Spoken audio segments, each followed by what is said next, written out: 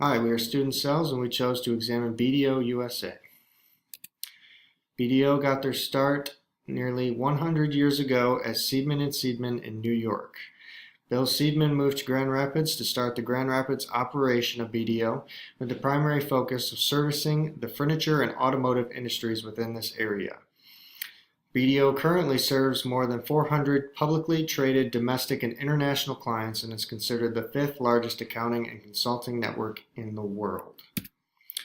BDO offers numerous industry-specific practices, world-class resources, and unparalleled commitment to meeting their clients' needs. Much of BDO's vision is toward having the experience and knowledge to work with clients across the globe, and one of their core values is to have unparalleled partner involvement. BDO's values show their purpose and drive for the company, and their 5 core values focus on people first, exceptionality in every day and every way, embracing change, empowerment through knowledge, and choosing accountability. This chart shows Barb Walters' position within the company as an audit partner. Barb focuses on working with teams of people to get client work done and oversees many different client teams below her. This type of org chart was the best choice for showing the different levels of people below Barb, but also the people that she works with. You will hear more from Barb throughout this presentation. Some of BDO's competitors are EY, Plant Moran, and Crowe Horwath. EY is one of the big 4 firms, so they're much larger in terms of employees, and they also work on bigger client projects than BDO. Plant Moran and Crowe Horwath are smaller competing firms that typically work with smaller and less sophisticated clients. When looking at other companies in the industry and BDO's competitors, we wanted more information on what set BDO apart from the rest. During the interview, Barb mentioned that what's kept her at BDO is the size of the firm. BDO is surrounded by an industry of public accounting firms of all sizes, and BDO is right in the middle. They're big enough to keep up with the larger clients and have the experience to work with them, yet small enough to be more family-oriented and have good relationship with their smaller clients as well. This allows for BDO to have a wide spectrum of clients that they work with and allows for many different experiences for its employees. Some barriers to entry that tend to affect companies like BDO are industry expertise, getting client relationships, and regulatory environments. Industry expertise relates to certain companies that are very specialized, and client relationships also proves to be very important. People like to work with others that they know and trust. This can help or hurt you as a firm. You tend to keep the clients you have, but it also makes it harder to bring new ones on board when they stick with the companies they know. Regulatory environments also plays as a large barrier to entry. Companies tend to hire only the big 4 firms, thinking they're getting the best, but paying the high dollars for it. And the regulatory environment is responsible for this. People don't want to be a fall, so they think that by hiring one of the big 4, this will avoid that potential for regulatory problems. Barb's role within the company is focused on leadership and training of those around her. Barb gave us a little bit of insight into her role at BDO. I've been at BDO for almost 30 years. I've worked primarily on the audit side, meaning I go out and do audits of financial statements for companies, as opposed to tax returns. I don't know anything about tax. Okay, so we have different levels of individuals that actually participate in an audit. So from an intern to a partner, which is what I am right now. I've been a partner for the last 15 years.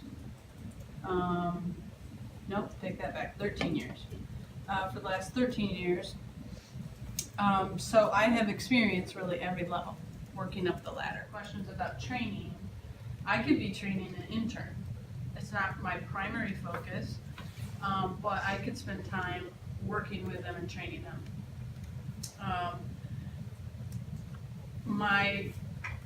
I would say my primary focus is going to be working more with manager level people and with the seniors who are making sure the job is going the way that it should. So a lot of my time is actually spent in a conference room with a team of auditors. So I may be teaching everyone in that room, and a lot of that teaching is around experiences that I've had things that I've learned from other jobs that I've been on, or just from my years of When we experience. started talking with Barb and the impact she had on the leadership role within her office, she expanded on her different experiences, training her coworkers, and even being trained herself. She mentioned how she felt that all they ever do is training, and that this was due to the constant updates in the accounting field with tax reforms, new laws, and other updates within the company as well. Most of these updates being the technical side of things. Barb also talked about the wide variety of training methods that BDO uses, along with which ones she felt were the most impactful. Well thought out training with real life examples, and working through those examples was her first choice in what would prove to be very beneficial to others. However, that's not always an option. She felt that it's about finding the best training method for what you're trying to get across, and there's not always one method that stands out above the rest in every situation. Even in a firm like BDO, they sometimes have to take it down to the basic visual learning using whiteboards if that's what works best to get the point across. Feedback on training was also a focus of our interview. In order to find out what's working and what's not, it's important to hear honest feedback from those receiving the training. Most of BDO's training evaluations are made through online surveys that they can then make minor adjustments and improvements depending on the responses.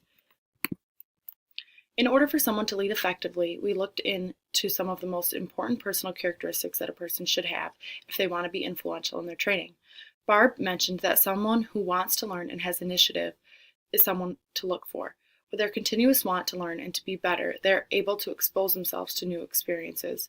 This allows for much more experience-based training, which can be very effective. It's also about being energetic and outgoing and willing to put yourself out of your comfort zone in order to gain those new experiences. Another attribute Barb thought that was very important was humbleness. She felt that her effectiveness as a teacher within the company came from being humble, that she was never too good to talk to someone in the office just based on her position, and that relating with others and conversing with them can not only help them, but it can help you as well. Teaching someone else builds confidence within yourself, and it helps to lead by example. In her own words, she said, "I like to be everyone's friend, but I don't need to be everyone's friend. If there's stuff to be done, I'll be a team player. I don't like to direct, I like to lead, and there's a difference." Along with training her employees on the technical aspects of accounting, Barb mentioned training their employees as career advisors. Within the company, each person has career advisors who help them find out what they want out of their job and how to get there, along with helping them focus on the things they need more work on. Each person gets training on how to not only relay information to their advisee, but also how to receive information from their own advisor and use it constructively. The importance of career advisors and focusing on one's professional development was something that she really pushed and thought was one of the most important areas of training within the office. Theory Y is a set of positive assumptions that a manager has about their workers, including not being inherently lazy, enjoying their work, and will do what is good for the company given the right opportunity. At BDO, for the most part, Theory Y is used to handle and train their employees. While Barbara will train, teach, and share many experiences she has had, she has trust in the employees that they are eager and willing to learn. BDO uses hands-on training methods by taking trainees and showing them how it is done, rather than just lecturing to them. While Barb is a partner of the company and very high in the chain of commands, she is not the only person doing the training. It is done by basically everyone throughout the company besides interns, and this gives these other employees a sense of responsibility and also lets them help in a major role within the company. Emotional intelligence is the ability to understand and manage the emotions of yourself as well as of your subordinates. In the business world, decisions are being made all the time by yourself and as well as your employees. So if emotions get in the way of these decisions, it can really skew those. And being able to understand these emotions can really help you deal with the situations as they occur. When it comes to BDO, Barbie's expressed an extreme high level of emotional intelligence, especially the past 13 years being a partner there. She's had so much experience within the auditing field. She's used it to her advantage as some of the auditors get upset, discouraged, all these different emotions that she trains them. She helps them get past that, helps them want to keep going. And it just, it's good for the company, for these employees to want to keep going, want to keep coming to work in such a tedious and meticulous job. And it also creates strong bonds between the employees and the managers, which is going to bring me to our next point, which is corporate culture. I once heard from a very smart man that culture trumps strategy every time. And the culture is just kind of the values, missions, customs, and traditions that a company has, and that makes the company stand out and differentiate itself. Corporate culture is a big part of BDO as they focus on the core values each and every day. Their constant drive for improvement makes their company one that stands above the rest and attracts clients. BDO, Barb was really mentioning how it was a family atmosphere. It was a pretty small company, but at the same time, it was big enough to do big jobs. So there was a lot of respect and responsibility. So it really helped create a strong family atmosphere. Mission, vision, and values are very important for a company when they start up, but also as they continue to improve and change because it's kind of your core vision, core values, and you want to stick to that because it's worked and it's what got you there and it's really why you started the company. We also asked Barb for improvements herself and recommendations, and here they are. I would say on the job training, I would say is a very good way to work through specific examples. That would be very helpful.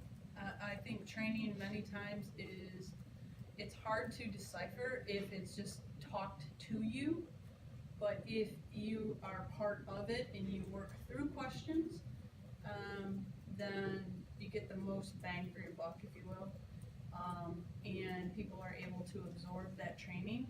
So we try to do lunch and learn types of trainings where it's very specific on a specific topic. The second thing I would say is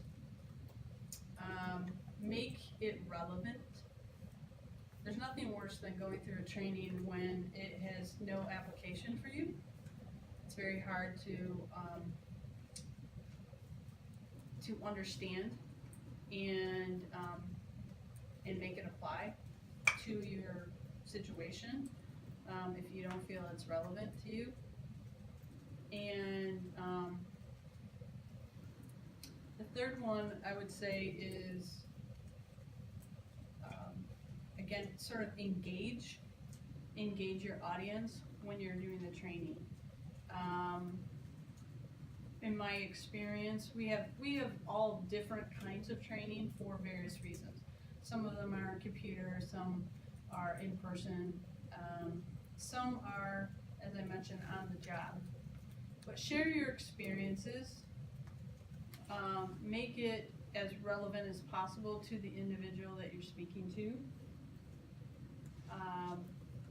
And when you can share an experience, a lot of times people can take that experience and hopefully then